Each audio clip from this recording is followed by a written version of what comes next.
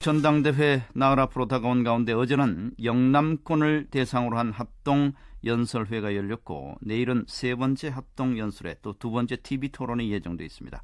당권 주자 9명 가운데 오늘은 위기 돌파와 당 혁신을 위해서는 젊고 새로운 인물이 필요하다면서 40대 기수론을 앞세우고 있는 출마자 만나보겠습니다.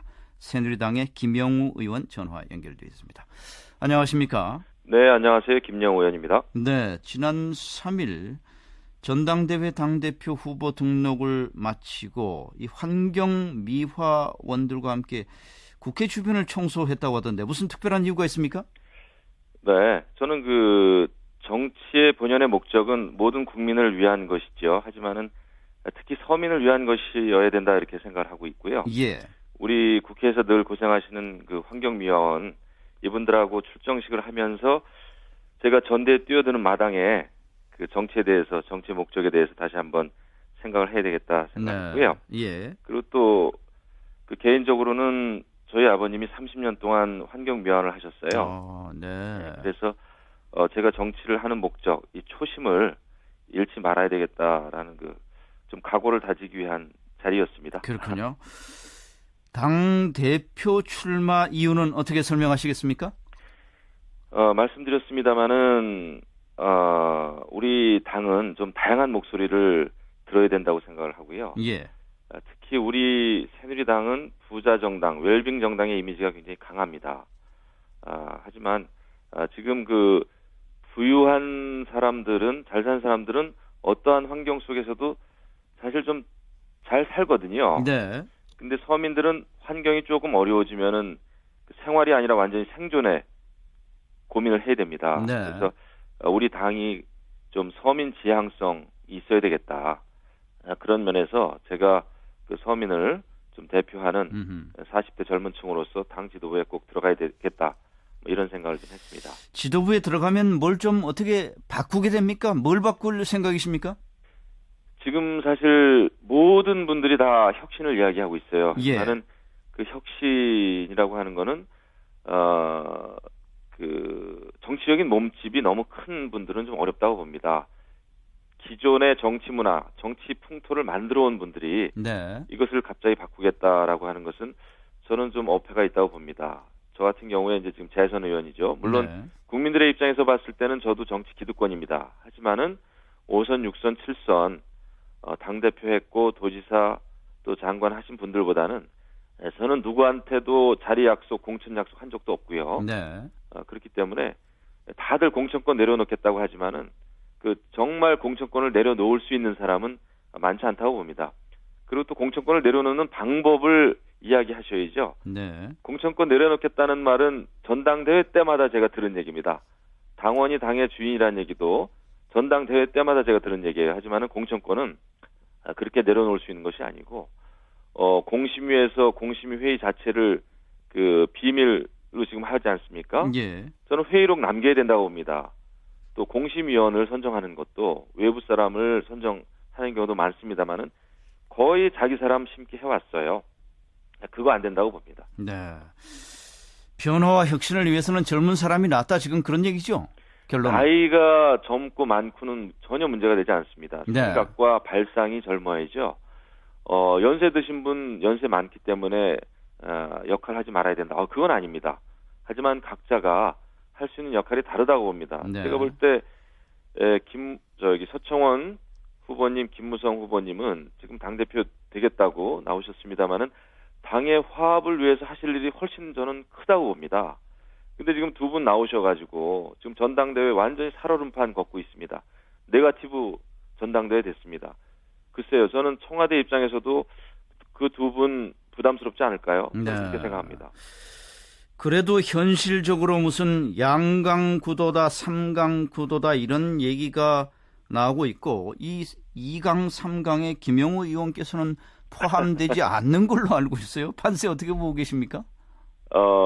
서청원 후보, 김무성 후보님 2강이 맞습니다. 네. 저는 당연히 2강에 못 들어가죠. 하지만은 저는 제가 가야 될 길을 지금 걷고 있고요. 상당한 어떤 벽을 느낍니다. 제가 네. 정치를 오래 하지 않았기 때문에 이 조직이라든지 또 여러 가지 이 경제적인 문제로 인해서 사실 이 이강구도 그 틈바구니에서 지금 열심히 하고 있습니다만은 네. 예, 뭐 쉽지 않죠. 하지만 그렇군요. 저 같은 사람이 한 명 정도는 최고위원은 좀 돼야 되겠다, 됐으면 좋겠다. 음흠. 저는 이렇게 생각하고 있죠. 알겠습니다. 저 토론회 때 무슨 OX 질문 나오는데 친박이냐 비박이냐 물었는데 김영우 의원은 나는 친박이다 이렇게 얘기를 했다면서요? 맞습니까? 예, 그렇게 답변했는데 예. 아마 다른 친박분들은 저를 친박이라고 물론 생각은 안 할 거예요. 기존의 진영 논리로 따지면 저는 사실 친이였죠. 네. 친박할 때. 하지만 저는 개인적으로 박근혜 대통령에 대한 그 호감이 있습니다. 제가 초선 때 그 비대위원회 거기에 회의에 참석해 보면은 그 박근혜 비대위원장께서는 저분은 정말 나라 걱정 외에는 다른 걱정을 안 하는 분이다 이런 생각을 제가 많이 했어요. 네. 저런 분이 대통령이 되시면 지켜드려야 된다라는 생각을 해봤습니다. 그래서 그런 차원에서 또 지금 또 대통령이시니까 당연히 친박을 해야죠. 하지만 기존의 진영 논리에서 보면은 네. 뭐 김영우는 친박이다 이렇게 생각하는 분이 없을 수는 있겠죠. 하지만 저는 제 개인적인 그 소신을 이야기한 겁니다. 어제 영남권 합동연설회 정견 발표하다가 울먹였다는데 왜 그랬습니까? 저는 근본적인 생각을 좀 해봤습니다. 우리가 박정희 대통령에 대한 다양한 평가를 하고 있습니다. 예. 하지만 박정희 대통령은 우리 조국의 근대화를 위해서 정말 아무도 우리 대한민국을 돕고 있지 않을 때 그 서독에 가셔가지고 돈을 빌려온 거 아니겠어요? 예. 그 수많은 광부들, 간호사들 서독에 가서 일한 그 대가, 그 봉급을 담보로 말이죠. 그 이후에도 우리 그 대한민국의 발전을 위해서 많은 노력을 했다고 봅니다. 네. 그래서 저는 박정희 대통령의 그러한 각오, 그러한 소신, 그러한 입장, 저는 그것이 대한민국 정신이라고 봅니다. 그래서 그런 것은 우리가 본받아야 된다. 정치하는 사람으로서 그런 생각에서 절박한 심정에 그런 연설을 하게 됩니다. 그런 얘기하다가 감정이 복받쳐서 울먹였다 그런 말씀인데 이런 얘기합니다. 저 영남권에서는 네. 박근혜 대통령의 정치적 지지 기반을 염두에 둔 때문에 박근혜 마케팅이 많았다 이런 지적이 있더라고요. 결국은 그런 박근혜 마케팅의 하나는 아니었습니까? 정치하는 사람으로서 솔직하게 영남 지역에 가서 박정희 대통령 또 특히 우리 박근혜 대통령에 대한 이야기를 하지 않을 수가 없죠. 하지만 예. 저는 본심이 중요하다고 봅니다. 박정희 대통령 또 박근혜 대통령의 그 애국심에 대한 우리가 의심을 하고 있지 않죠. 네. 그렇기 때문에 그것은 어느 지역에 가든지 저는 할 수 있는 얘기라고 봅니다. 앞으로 이제 며칠 안 남아서 혹시 후보들 간에 무슨 합종 연횡이 있을 가능성도 있다 이런 얘기도 나오던데 어떻습니까?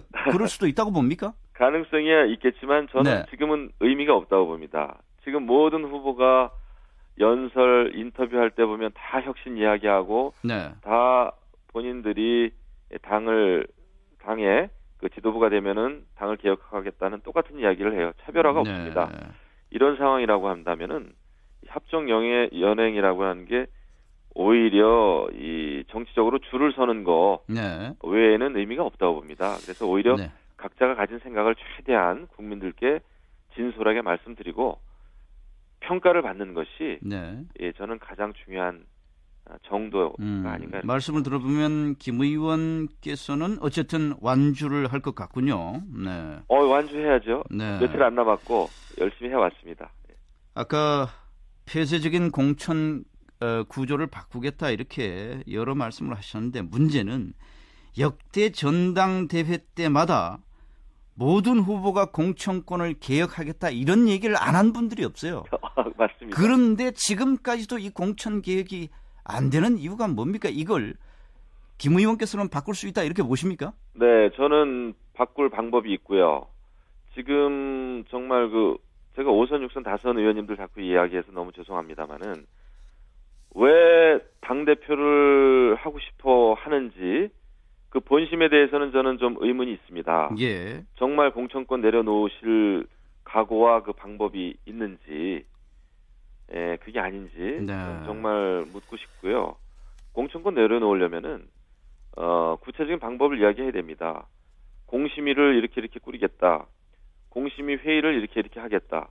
기준과 원칙을 이렇게 하겠다. 네. 지금도 사실 여당이든 야당이든 똑같이 730 재보궐선거 앞두고 공천하고 있지 않습니까? 그런 점에서 서울 동작을 전략 공천 이제 얼추 정리되는데 어떻게 보십니까?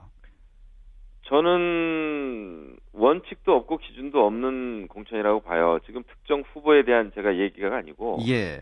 야당은 더 심하고요.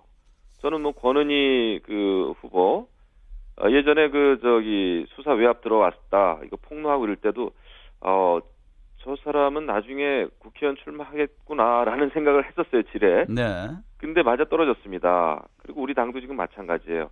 출마하겠다고 하는 사람들은 못 나오게 하고 출마 생각이 없는 사람들은 이리저리 찾아다니면서 3고 초려, 10고 초려 한다고 그러는데 예. 저는 한마디로 정치적인 코미디라고 봅니다. 이거 지역 재보궐선거입니다. 지역 재보궐선거예요. 네. 근데 이렇게 연예인들이 지방 순회 공연하듯이 말이죠. 돌려막기 공천, 또 회전문 공천하고 있는 거죠. 우리가 네. 정부의 회전문 인사 정치권에서 얼마나 비판합니까? 그 정치권이 더 심하게 하고 있는 거죠. 지금 솔직히 네. 국민의 입장에서 봤을 때는. 기존의 당청 관계에 대해서도 변화가 필요하다 이런 얘기들을 많이 하지 않습니까? 네. 김 의원께서는 당청 관계에 대해서는 어떤 생각을 갖고 계십니까? 저는 당청의 관계를 이야기하기 전에 예. 청와대와 당이 일단 각자가 할 일을 제대로 하는 게 더 먼저라고 봅니다. 청와대의 경우에는 여러 가지 인사 문제, 또 국민과의 소통 문제, 이거 정말 제대로 해야 됩니다. 아무도 책임지지 않지 않습니까? 지금 네. 인사 참사가 몇 번씩 일어나도. 우리 당도 마찬가지죠. 항상 어려울 때는 대통령에게 손 벌리고 도와달라 그러고 대통령 높은 지지율에 기대서 네. 대통령 뒤에 숨는 마마보이 정당이에요. 각자가 할 일도 제대로 못하면서 당청 관계 이거 수평 관계로 만들겠다. 어떻게 하겠다. 이거 공연불입니다. 제가 볼 때는요. 예. 알겠습니다. 마지막으로 지금 당권 주자 9명이나 됩니다. 김 의원께서 나 김영우는 바로 이거다. 이렇게 딱 한두 마디로 정의할 만한 게 내세울 강점이 뭐가 있겠습니까? 저는 지금 20대, 30대, 40대 우리 새누리당을 떠나가는 이 젊은 층의 목소리를 네. 제가 당 지도부에서 전달을 해야 되고요. 그리고 뭐 아버님 얘기 자꾸 해서 제 스스로도 좀 그렇습니다만은 30년 이상 아버님이 환경미화원 하셨는데 우리 정치는 그런 서민들을 보호하고 서민들을 알겠습니다. 위하는 정치를 해야 된다 이런 생각을 합니다. 네. 그래서 새누리당 내 서민 후보다 이렇게 정의하면 예, 되겠습니까? 예. 예. 오늘 말씀 감사합니다. 감사합니다. 새누리당의 김영우 의원이었습니다.